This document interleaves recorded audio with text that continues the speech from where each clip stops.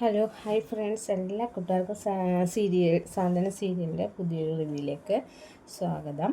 ഞാൻ ചാനൽ ആദ്യമായിട്ട് കാണുന്നെങ്കിൽ ഒന്ന് സബ്സ്ക്രൈബ് ചെയ്ത് ലൈക്ക് ചെയ്ത് സപ്പോർട്ട് ചെയ്യാൻ വേണ്ടി മറക്കല്ലേ.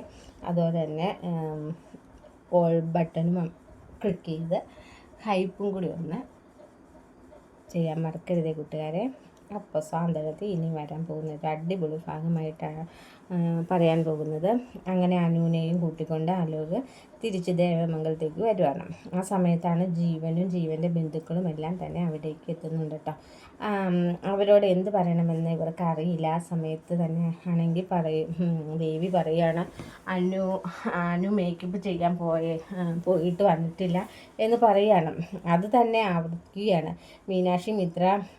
അതെ അവൾ എത്തിയിട്ടില്ല, എത്തുവാണെങ്കിൽ ഉടനെ തന്നെ ഞങ്ങൾ മണ്ഡപത്തിൽ വരാം ചിരിക്കുകയാണ്. അപ്പോൾ അവളെ വെയിറ്റ് ചെയ്ത് നിൽക്കുകയാണ് എന്നൊക്കെ പറയുമ്പോഴേക്കും ഈ ബാലൻ്റെ ഗോമതിയുടെയും ബന്ധുക്കെ പറയുന്നുണ്ട്, നിങ്ങൾ എന്തിനാ ഇവരോട് ഇങ്ങനെ കള്ളം പറയുന്നത്? ഉള്ള കാര്യം ഇവരോട് തുറന്നു പറഞ്ഞൂടെ എന്ന് ചോദിക്കുകയാണ്. ഇത് കേട്ട് ജീവൻ്റെ അമ്മ ചോദിക്കും, ഇവരെന്താ ഈ പറയുന്നത്? എന്തെങ്കിലും ഉണ്ടെങ്കിൽ തുറന്നു പറ ബാലേട്ട എന്ന് പറയുകയാണ്. അങ്ങനെ ആ ബന്ധുക്കൾ പറയുന്നുണ്ട്, അത് വേറൊന്നുമല്ല, കല്യാണ പെണ്ണിനെ ഇതുവരെ കാണാനില്ല എന്ന് പറയുകയാണ്. അനുവിനെ കാണാനില്ല ജീവൻ ചോദിക്കുമ്പോഴേക്കും ഗോമതി ബാല്യം തുറന്നു പറയുക പറ്റാത്ത ഒരവസ്ഥ ആയതുകൊണ്ട് തന്നെ അവർ തുറന്നു പറയുകയാണ്. അത് അവളെ ഇതുവരെ കാണുന്നില്ല, ഇതുവരെ അവൾ എത്തിയിട്ടില്ല, അവൾ ബ്യൂട്ടീഷ്യൻ്റെ അടുത്ത് പോയതാണ്, ഇതുവരെ വന്നിട്ടില്ല. ഞങ്ങൾ ആരൊക്കെ ടെൻഷനായിട്ടിരിക്കുകയാണ്, ഞങ്ങളെല്ലാവരും ടെൻഷനായിട്ടിരിക്കുകയാണെന്ന് പറയുകയാണ്. എന്ന് പറയുമ്പോഴത്തേക്കും ബന്ധുക്കൾ ഇങ്ങനെ പറയുന്നുണ്ട്.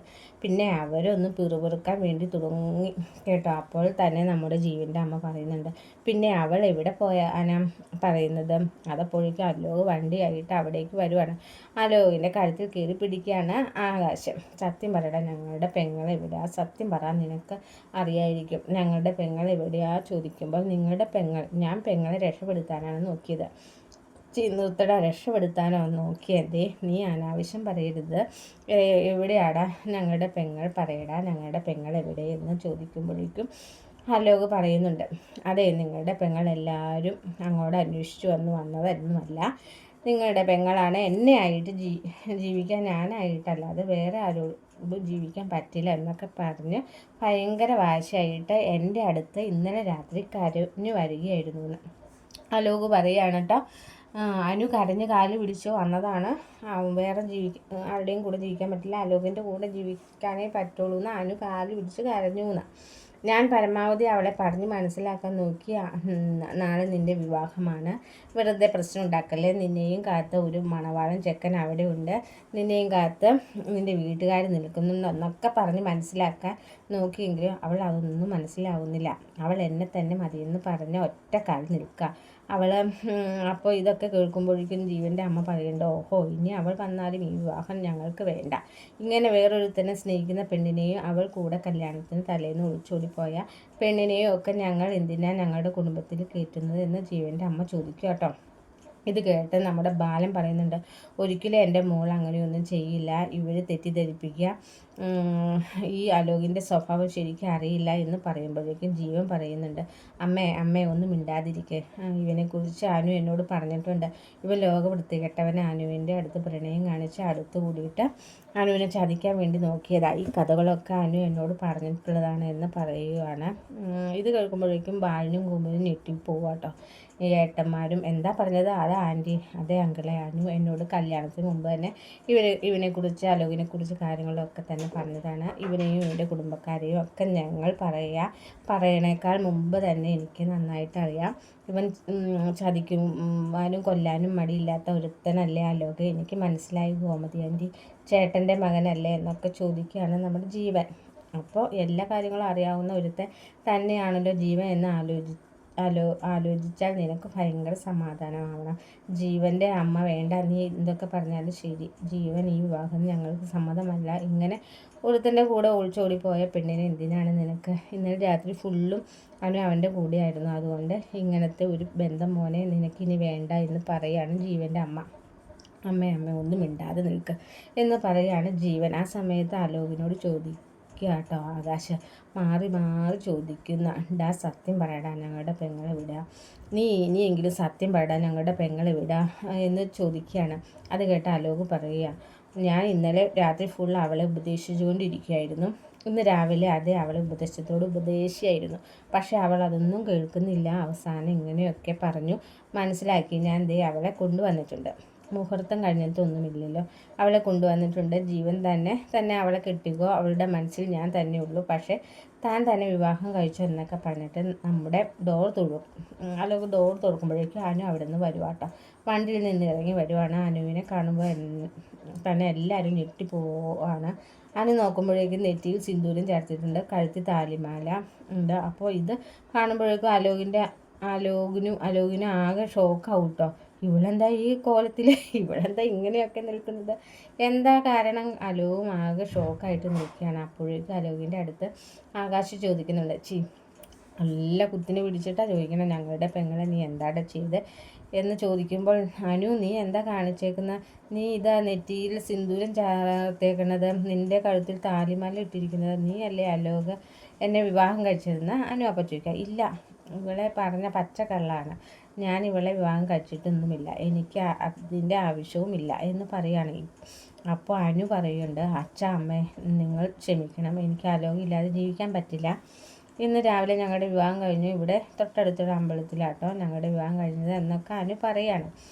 ഇത് കേൾക്കുന്ന അലോകിനെ മനസ്സിലായി അനു പകരം വീട്ടുവാണെന്ന്. ജീവൻ പറയുന്നുണ്ട്, എടോ താൻ എന്തൊക്കെയാണോ പറയുന്നത്, ജീവൻ നിങ്ങൾ എന്നോട് ക്ഷമിക്കണം. ജീവൻ്റെ വീട്ടുകാരോട് കാല് പിടിച്ച് ഞാൻ മാപ്പ് ചോദിക്കുകയാണ്, എനിക്ക് അലോകില്ലാതെ ജീവിക്കാൻ പറ്റില്ല. ഇന്നലെ രാത്രി ആയപ്പോഴേക്കും എനിക്ക് അലോകിനെ കുറിച്ചുള്ള ഓർമ്മകൾ മാത്രമായിരുന്നു. അങ്ങനെ വീട്ടിൽ നിന്ന് ഇറങ്ങിപ്പോയത് തന്നെ അലോകിനെ കാണാനായിട്ട്. അലോകിനെ കണ്ടു കാല് പിടിച്ചു. അവൻ ആദ്യം ഒന്നും വിവാഹത്തിന് സമ്മതിച്ചില്ല. പിന്നെ തൊട്ടടുത്തുള്ള അമ്പലത്തിൽ കൊണ്ടത് ഈ കഴുത്ത് താലി പൂജിച്ച് എൻ്റെ കഴുത്തിൽ കെട്ടി തന്നു എന്ന് പറയാണ്. അനു അങ്ങനെ പറയാം. പിന്നെ സിന്ദൂരം അണിയിപ്പിച്ചു. ഇപ്പോൾ അലോകിൻ്റെ ഭാര്യയാണ്. ജീവൻ പറയേണ്ടില്ലടോ, താൻ ഇത് വിശ്വസിക്കില്ല. ജീവൻ പറയാ, തനിക്ക് അലോകിനെ ഇഷ്ടമല്ല, അലോക് ഒരു ഫ്രോഡാണെന്നൊക്കെയല്ലേ താൻ എന്നോട് പറഞ്ഞത്, പിന്നെ ഇപ്പം ഇവൻ എങ്ങനെ നല്ലവനായി എന്ന് ചോദിക്കുകയാണ്. ഇത് കേട്ടിട്ട് നമ്മുടെ അനു പറയുന്നുണ്ട്, അത് ഞാൻ ആ സമയത്ത് ഇവനോടുള്ള ദേഷ്യം കൊണ്ട് പറഞ്ഞതാണ്. ജീവനോട് പറയാം, ഞാൻ അലോകിനെ ഒരുപാട് തെറ്റിദ്ധരിച്ചു, ആ തെറ്റിദ്ധാരണ പുറത്ത് പറഞ്ഞു പോയതാണ്, എന്നോട് ക്ഷമിക്കണം ജീവൻ എന്ന് പറയുമ്പോൾ ജീവൻ പറഞ്ഞു, താൻ എന്തൊക്കെയാണ് പറഞ്ഞത്, അലോക് ഒരു ഫ്രോഡ് തന്നെയാണ്, അതെനിക്ക് മനസ്സിലായി. തന്നെ പോലെ താൻ ഒരു കാര്യം ചെയ്യുക, അവൻ കെട്ടിയ താലി അമ്പലത്തിൽ വെച്ച് കെട്ടി തന്നെയല്ലടോ, അത് വലിച്ചു പൊട്ടിച്ച് അവൻ്റെ മുഖത്ത് എറിഞ്ഞ് കൊടുക്കുക, എന്നിട്ട് താൻ എൻ്റെ കൂടെ വാടോ, ഞാൻ തന്നെ ഒരുപാട് സ്നേഹിക്കുന്നുണ്ട്, ഞാൻ തന്നെ ഭാര്യയാക്കാൻ തയ്യാറാണ് എന്ന് പറയുമ്പോഴേക്കും ജീവൻ്റെ അമ്മ പറയുന്നുണ്ട്, എടാ നിനക്ക് എന്തിനാടാ വേറെ പെണ്ണുങ്ങൾ ഒന്നും കിട്ടില്ല, ഈ പെണ്ണ് മാത്രം കിട്ടുള്ളൂ, നീ എന്തിനാ ഇവളുടെ പുറകിൽ ഇങ്ങനെ നടക്കുന്നത്, നിനക്ക് ഈ നല്ല കുടുംബത്തിൽ നിന്ന് നല്ല പെണ്ണുങ്ങളെ കിട്ടും, അല്ലാതെ ഒരു ദിവസം മൊത്തം ഇവൻ്റെ കൂടെ പോയ പെണ്ണിന് നിനക്ക് എന്തിനാടാ എന്നൊക്കെ അലോകിൻ്റെ അമ്മ ചോദിക്കുകയാണ്. ഇടയ്ക്കിടയ്ക്ക് നമ്മുടെ ജീവൻ്റെ അമ്മ ഇങ്ങനെ പറയുന്നത് കൊണ്ട് തന്നെ മീനാക്ഷി ഇത്രയും കൂടി പണ്ട് ആൻറ്റി ഇത്രയും നേരം ആൻറ്റി പറഞ്ഞത് ഞങ്ങൾ കേട്ടു നിന്നു. പക്ഷേ ഇനി ആൻറ്റി അനുവിനെക്കുറിച്ച് മോശമായിട്ടൊന്നും പറയരുത്. അനു അങ്ങനെ എന്തെങ്കിലും പറഞ്ഞിട്ടുണ്ടെങ്കിൽ തന്നെ അതിന് തക്കതായ കാരണം ഉണ്ടാവും. ആൻറ്റിക്ക് ഞങ്ങളുടെ അനുവിനെ ശരിക്കും അറിയില്ലാത്തതുകൊണ്ടാണ്, അല്ലാതെ ഒരാളുടെ കൂടെ കഴിഞ്ഞു എന്ന് അപ്പോൾ ആൻറ്റി പറയുന്നത് മോശമാണ് ആൻറ്റി എന്നൊക്കെ പറയുകയാണ് മീനാക്ഷിയും ഇത്രയൊക്കെ. അപ്പോൾ നിങ്ങൾ കാണിച്ചതൊന്നും മോശമല്ലേ, എന്തായാലും ഈ പെണ്ണിനെ ഞങ്ങൾക്കിനി വേണ്ട എന്ന് പറയുകയാണ് ജീവൻ്റെ അമ്മ. ഇത് കേട്ട ബാലൻ പറയുന്നുണ്ട്, കുറേ നേരമായാലും നിങ്ങൾ ഓരോന്ന് പറയുന്നു, ശരി ഈ ബന്ധം ഇവിടെ വെച്ച് ഉപേക്ഷിക്കുകയാണ്, അനുവിനെ ഞങ്ങൾ ഉപേക്ഷിക്കുകയാണ്. അനു നിൻ്റെ അടുത്ത ഓരോ ഒരു കാര്യം ഞാൻ ആത്മാർത്ഥമായിട്ട് ചോദിക്കാം മോളെ, നീ അലോകിൻ്റെ ഭാര്യയായിട്ട് ജീവിക്കാൻ അതിനൊക്കെ സമ്മതമാണോ അല്ലയോ? അല്ലാന്നാണെങ്കിൽ ആ കെട്ടുതാലി പൊട്ടിച്ചെറിഞ്ഞ് നിനക്ക് ഈ വീട്ടിലേക്ക് ഇപ്പോൾ കയറി വരാം, അല്ലെന്നുണ്ടെങ്കിൽ നീ പിന്നെ ഈ വീട്ടിലേക്ക് ഒരു ബന്ധവുമില്ല എന്ന് ബാലൻ പറയുകയാണ് അനുവിനോട്. ഇത് കേൾക്കുമ്പോൾ അനു പറയുകയാണ്, അച്ഛ എന്നോട് ക്ഷമിക്കണം, അമ്മ എന്നോട് ക്ഷമിക്കണേ, ഇപ്പോൾ അലോകിൻ്റെ ഭാര്യയാണ്, ഞാൻ ഈ വീട്ടിലല്ല കഴിയേണ്ടത്, കൃഷ്ണമംഗലത്താണ്, നിങ്ങൾ എല്ലാവരും എന്നോട് ക്ഷമിക്കണം. അപ്പോൾ അലോക് അനുവിനെ മാറ്റി നിർത്തി പറയുകയാണ്, നീ എന്തൊക്കെയാണ് കാണിക്കുന്നത് എന്ന് പറയുകയാണ്. എന്താണ് നിനക്ക് മാത്രമേ കളിച്ചാൽ ജയിച്ചാൽ മതിയോ എന്നാണോ എനിക്കും ജയിക്കണടാ, നീ എന്താ വിചാരിച്ചത്, നിനക്കൊരു കോടീശ്വരനെ കെട്ടി സുഖമായിട്ട് ജീവിക്കാമെന്നോ? ഒരിക്കലും ഇല്ലടാ, നീ ഒരു കോടീശ്വരനെയും കെട്ടാൻ പോകില്ല, എൻ്റെ ജീവിതം നീ തകർത്തു, ഇനി വേറൊരു പെണ്ണിൻ്റെ ജീവിതം നീ തകർക്കാൻ ഞാൻ സമ്മതിക്കില്ല. നിനക്ക് ഇനി ഒരു ജീവിതം ഇല്ല. നിൻ്റെ ജീവിതത്തിൽ ഭാര്യയായിട്ട് ഈ അനു മാത്രമേ ഇനി ഉണ്ടാവുള്ളൂ. അല്ലാതെ വേറൊരു പെണ്ണ് നിൻ്റെ ജീവിതത്തിൽ ഇല്ല, കടന്നു വരാൻ പോകുന്നില്ലടാ. അപ്പോഴേക്കും ഇത് കേട്ട് നമ്മുടെ രാജശ്രീ പറയാണ്, മോനെ അലോകെ, അവൾ നിൻ്റെ ഭാര്യയാണല്ലോ. ഇപ്പോൾ നീ കൂട്ടിക്കൊണ്ടു വാടാൻ ഞങ്ങൾ രണ്ട് കൈ നീട്ടി അവളെ സ്വീകരിക്കാൻ തയ്യാറ് എന്നൊക്കെ പറയാണ് ബാലൻ പറയുന്നുണ്ട്. അനു, നീ ഒന്നും നിന്ന്, ഇനി നീയും ഈ വീടും തമ്മിൽ ഒരു ബന്ധവുമില്ല എന്ന് ബാലൻ ബന്ധം അറുത്ത് മുറിച്ച് അകത്തേക്ക് കയറി പോവുകയാണ്. ആ സമയത്ത് നമ്മുടെ ജീവൻ്റെയും വീട്ടുകാരുടെ അടുത്ത് പറയുന്നുണ്ട്, നിങ്ങൾ എന്നോട് ക്ഷമിക്കണം, നിങ്ങളുടെ കാല് പിടിച്ച് ഞാൻ മാപ്പ് പറയുകയാണ്. നിങ്ങൾ എന്തെങ്കിലും നഷ്ടപരിഹാരങ്ങളുണ്ടെങ്കിൽ ഞാൻ നഷ്ടപരിഹാരം തരാം, തയ്യാറാ എന്നൊക്കെ പറഞ്ഞ് ബാലൻ പൊട്ടിക്കരഞ്ഞുകൊണ്ട് അകത്തേക്ക് കയറാണ്.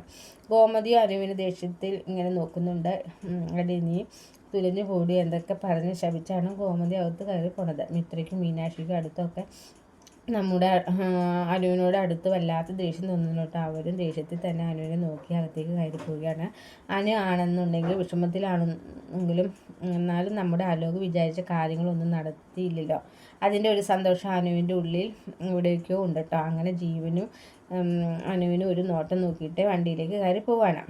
അനുക്ക് ഭയങ്കര സങ്കടമുണ്ട്. അനു ജീവനെ ആത്മാർത്ഥമായിട്ട് സ്നേഹിച്ചിട്ടുണ്ടായിരുന്നു. എന്നാലും ഇങ്ങനെയൊക്കെ സംഭവിച്ചല്ലോ. അത് കാരണം അനുവിന് ഭയങ്കര സങ്കടമുണ്ട്. അലോകിനിട്ടൊരു പണി കൊടുക്കാൻ വേണ്ടിയാണ് ഇങ്ങനെയൊക്കെ ചെയ്യണതെന്ന് വഴിയെ നമുക്ക് മനസ്സിലാക്കാൻ കഴിയും. എന്തായാലും കാത്തിരുന്ന് കാണാം. വീഡിയോ ഇഷ്ടമായ ലൈക്ക് ചെയ്യുക, സബ്സ്ക്രൈബ് ചെയ്യുക, കമൻറ്റ് ചെയ്യുക. മറ്റൊരു വീഡിയോയുമായി നമുക്ക് കാണാം ഫ്രണ്ട്സ്. Okay, bye bye.